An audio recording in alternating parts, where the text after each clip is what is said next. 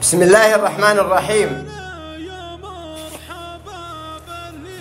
استمعت للمقطع الصوتي الذي نشره الأخ خالد سعود العتيبي من الهيلة، والله والنعم، ولا أدري وين دياره بيض الله وجهه، والتي يثني فيها على كرم وخلق ومجاورة وعادات وأصول قبيلة الشرارات، حيث أنه جاورهم عدة سنين وهو شاهد عيان وشاهد إثبات.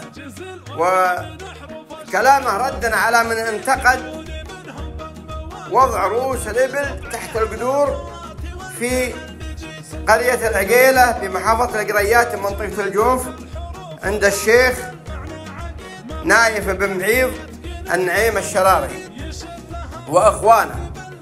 والفكرة التي جاءت منها هذه الحالة هو أن هناك حجاج أسبان جاءوا على الخيل من أسبانيا للحج عام 1446 حاليا، وكان يرافقهم المهندس عبد الله بن معيض النعيم الشراري،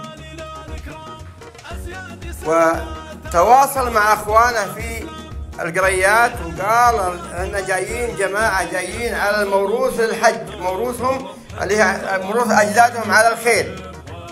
فقال الداهية سلطان، وهو فعلا داهية، سلطان بن معيض النعيم الشراري: نستقبلهم بموروثنا، ما دام جونا بموروث نستقبلهم بموروث.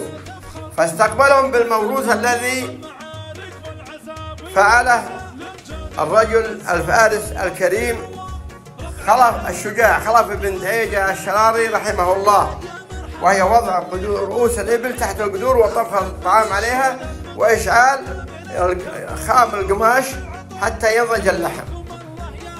ثم استقبلهم عبد المحسن حينما دخلوا إلى القريات، وأخذ سرج الخيل حقاتهم ووضعها على خيل قبيلة الشرارات، وقال: اركبوا على خيلنا وحياكم الله امشوا. قالوا الأسبان هذا ما يفعله إلا فارس العمل هذا، وهذا الرجل اللي نزلنا هذا فارس، أكيد إنه فارس. فثبتت الكلمة هذه لدى المرافقين، وكان معهم الرجل المشهور عبد الرحمن المطيري أمسي عليه بالخير.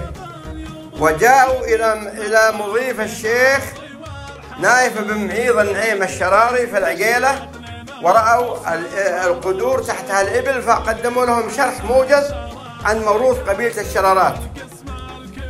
فأنا أقول أشكر الأخ خالد بن سعود العتيبي على دفاعه، لأنه شاهد عيان وله مهايف وله طامع وله راجي، إنما قال الحقيقة.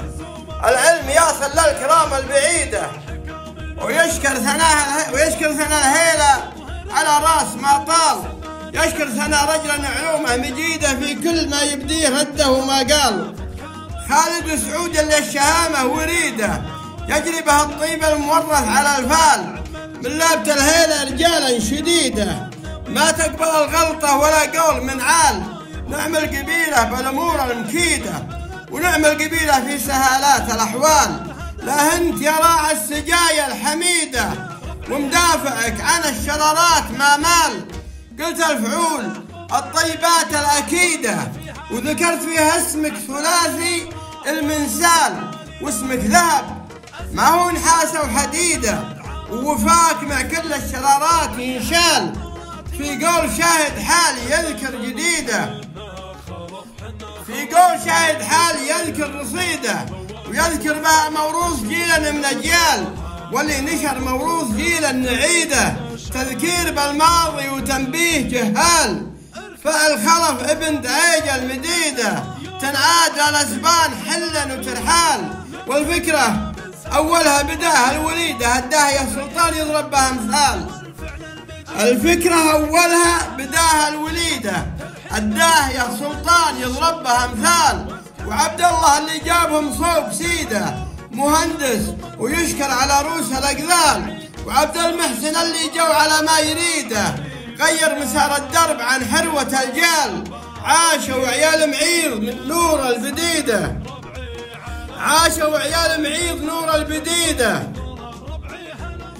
وافعالهم فيها على العرف تختال. ويسلم الشيخ اللي أفكاره سديدة، نايف أبو فهد على كل الأفعال، ابن نعيم اللي عزومه حديدة، من دون ربعه يرخص الجاه والمال، تحيي ربعك بالأمجاد تليده، ولهمك اللي عن طريق الفخر عال، وأنا أشاركك الفخر بالقصيدة يا معرب الجدين بالعم والخال. صوت الشرارات المسمور، الصوت الشمالي جاسر غضيان الشراري.